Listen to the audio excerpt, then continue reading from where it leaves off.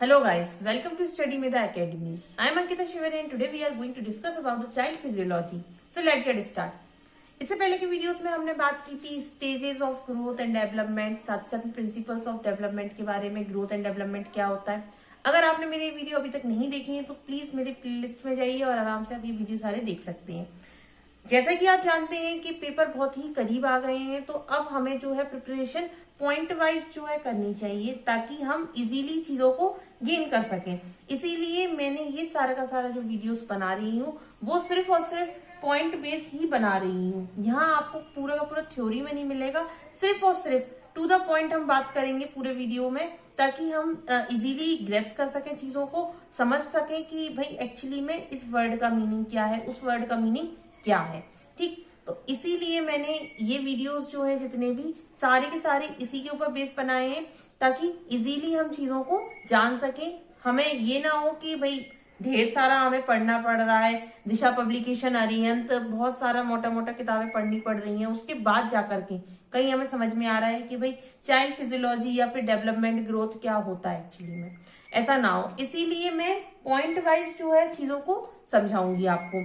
तो अगर आपने मेरे वीडियो अभी तक नहीं देखे हैं तो प्लीज मेरे वीडियोस को प्लेलिस्ट में जाकर के जरूर देखिएगा, और अगर आपको ये अच्छे लगते हैं, समझ में आते हैं, तो don't forget to subscribe my channel, ताकि आपको इस तरह के वीडियोस आगे और भी मिलते रहें। कंटिन्यू अभी मैं वीडियोस डिलीवर करती रहूंगी जस्ट बिकॉज क्योंकि एग्जाम बहुत ही करीब आ गए हैं इसीलिए।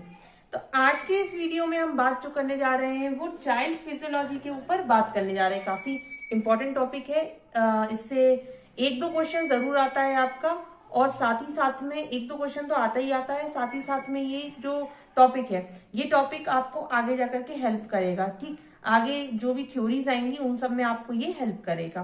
ठीक है, तो अब इस टॉपिक के बारे में बात करते हैं हम लोग। तो यहाँ जैसे कि सबसे पहला पॉइंट मैंने बताया, child physiology define how child grow from birth to adolescence. मतलब चाइल्ड फिजियोलॉजी का मतलब क्या है, सीधा सीधा सा मतलब है कि चाइल्ड किस तरह से ग्रो करता है बर्थ से लेकर एडोलसेंस तक, किस तरह से ग्रोथ होती है। ठीक है, फिजिकल होता है, फिर उसके बाद में आपका फिजिकल ग्रोथ के बाद में मेंटल, फिर मेंटल ग्रोथ के बाद में सोशली इंटरेक्शन, फिर उसके बाद में इमोशनल डेवलपमेंट। ये पूरे के पूरे जो स्टेजेस आते हैं वो किस तरह से आपके चलते हैं, तो किस तरह से ग्रोथ होती है वो पूरा का पूरा जो है चाइल्ड फिजियोलॉजी के थ्रू हम जान पाते हैं। तो अब हमने चाइल्ड फिजियोलॉजी का मतलब टर्म हमने समझ लिया। दैट मीन्स क्या होता है यहाँ पर कि भाई चाइल्ड का ग्रो किस तरह से हो रहा है, एडोलसेंस तक की स्टेज पे किस तरह से ग्रोथ हो रही है। सेकेंड पॉइंट में लिखा हुआ है कि भाई child, how child learn, think, interact, response with friend and people.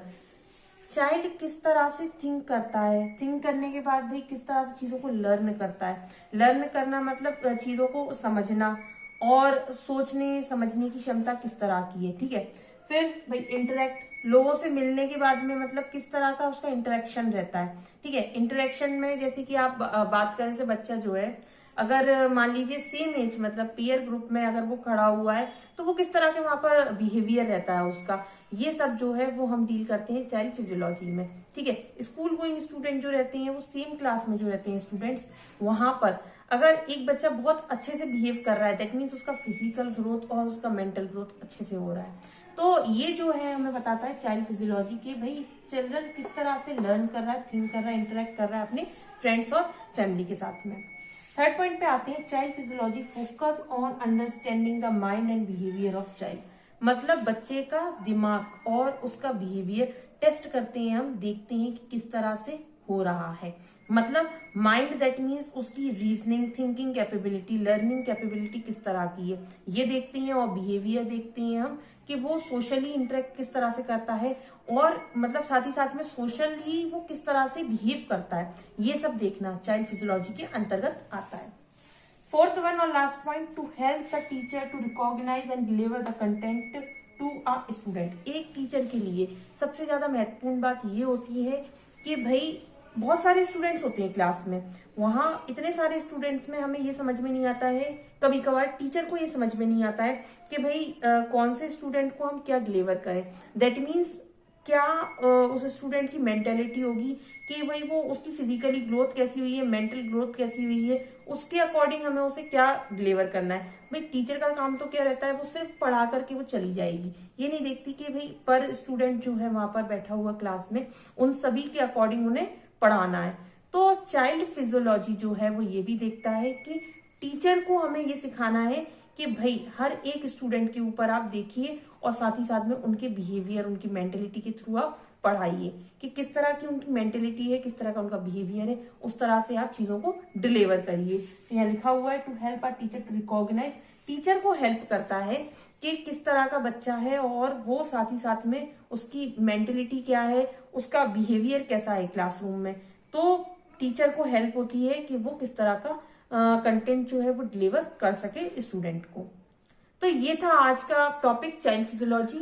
अगर आपको इसमें कोई भी डाउट है तो आप मुझे कमेंट कर सकते हैं मेरे कमेंट सेक्शन में। अगर आपको आज का वीडियो अच्छा लगा हो, पसंद आया हो, so don't forget to subscribe my channel, like my video. Thank